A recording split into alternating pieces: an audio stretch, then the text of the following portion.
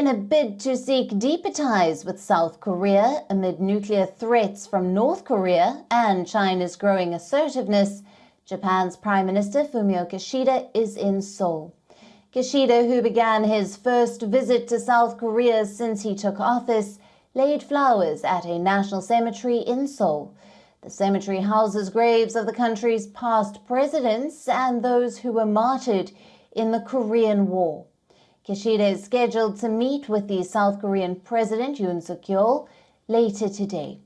The Japanese Prime Minister's visit to South Korea is a part of what the two countries call shuttle diplomacy, where both Yoon and Kishida intend to pay mutual visits to strengthen bilateral ties.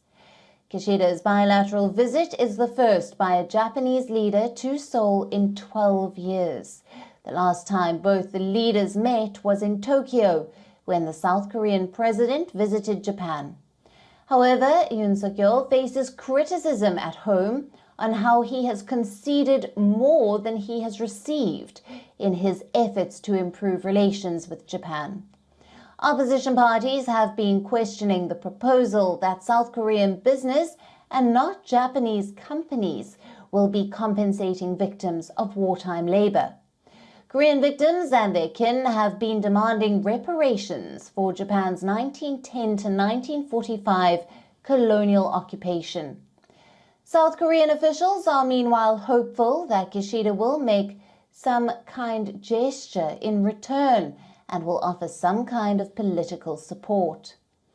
Meanwhile, the focus of the summit will likely revolve around security cooperation in the face of North Korea's nuclear threats.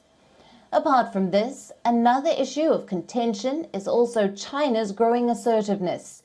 Tensions in the past few months have increased between Washington and Beijing, as China has become more assertive in its territorial claims over Taiwan and in the South China Sea.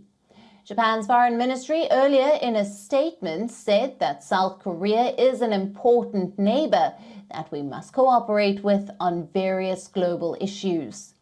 Kishida has also invited Yoon to the Group of 7 summit set for later this month in Japan and will also hold trilateral talks with the US on the sidelines.